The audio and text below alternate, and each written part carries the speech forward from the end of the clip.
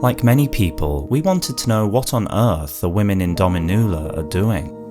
After 18 months, we think we've solved it, and the DLC image gave us our click moment. Spoiler alert, they do not eat their men. In fact, it isn't food that they're hungry for at all. When we ride up to the village, things seem idyllic. The sound of laughter, picturesque windmills, sparks from a bonfire float in the air, and there are even women dancing. But as we get closer, things very quickly get creepy. The windmills are ragged and torn, and if we could smell as we play, the bonfires wouldn't smell like wood smoke. The laughter isn't happy, it's just wrong. The blue-hooded virgins are the focus of the festival, but they look more gruesome than an Eternal City giant corpse. And then, once we enter the village proper, their rabid dogs attack us. So we realise, painfully, that this festival is a bloody one.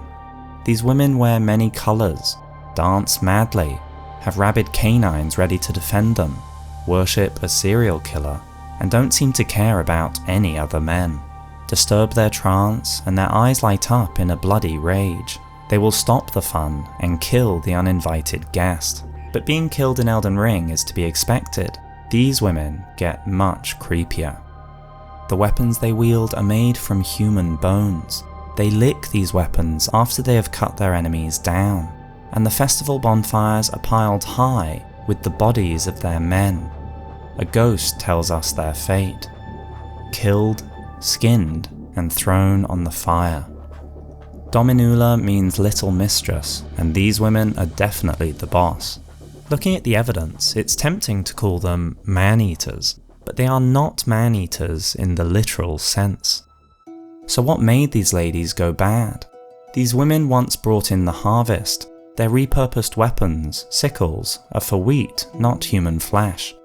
They are called celebrants, but what are they celebrating? Their clothes are bloodstained, but we can still see a difference between their outfits. Some of them have blue hoods. These hoods tell us that the wearers are unmarried, or virgins, who take center stage in the festival. So, is it a celebration revolving around losing your virginity? This makes the puzzle even harder to solve. If this is the case, why are there no men to be found apart from on the bonfire? And why skin them? And why worship an apostle? What if we told you that all these things make perfect sense? There is a method to their madness. From the DLC teaser, it looks like we might travel to another time, when the windmills were not tattered and the grain grew like a sea of gold. Once there was abundance, and the villagers would mill the grain for the people in the lands between. But now, the grain in the storehouses is rotten. The corpses of dead animals litter the ground nearby, and rats feed on what's left. Where once was healthy crops, the ground is barren, given over to wildflowers. So what changed? Look up at the windmills. How do windmills work? In order to mill the grain, which gives life, a little of the wind must die. But life and death itself has been tampered with by Marika. All that cycles nature through life and death has been sealed. Now, the farmland, the windmills, the women, all of them have faded. Life must go on, somehow, without the nourishment of its cycles. It is unnatural.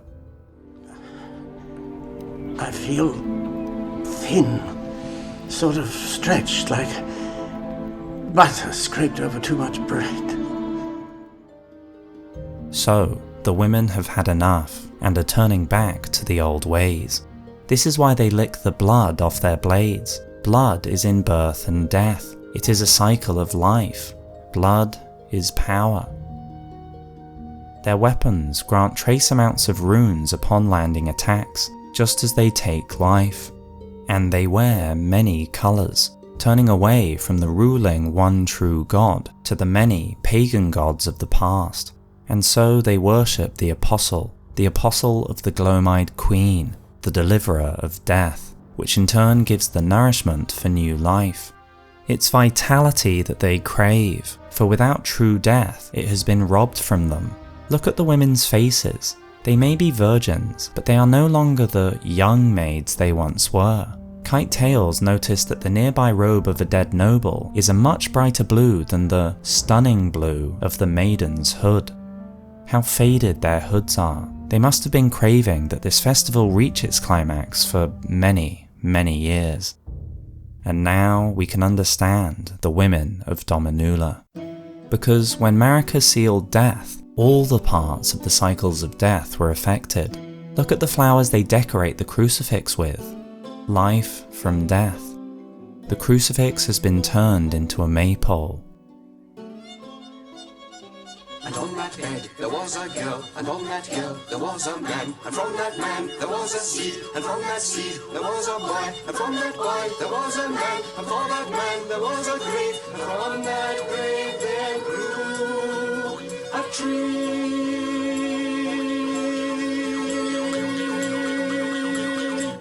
Here too, a life-death cycle created by a man and woman, and so the maypole is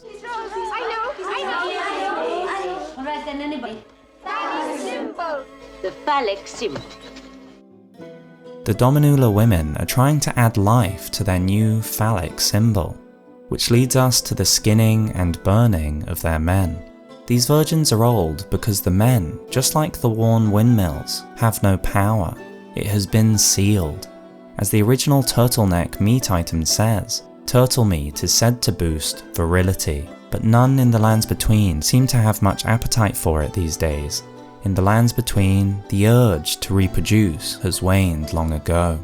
These women desperately want to lose their virginity, but the men are not interested, and so the women are like cats on a hot tin roof.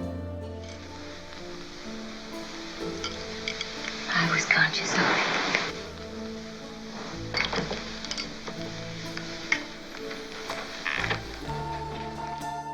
And so the women skin their men because the snake skins itself to be born anew.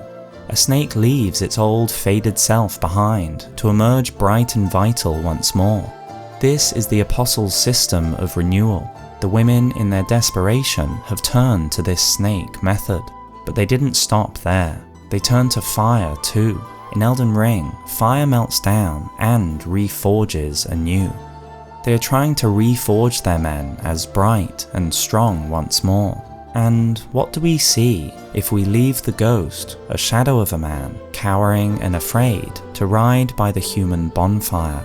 We see the corpses of men aflame, and they stand up, imperfectly reborn. Maybe this festival will reach its climax after all. If you enjoyed this, then subscribe for our next release, The Elden Ring Snake's Iceberg Explained.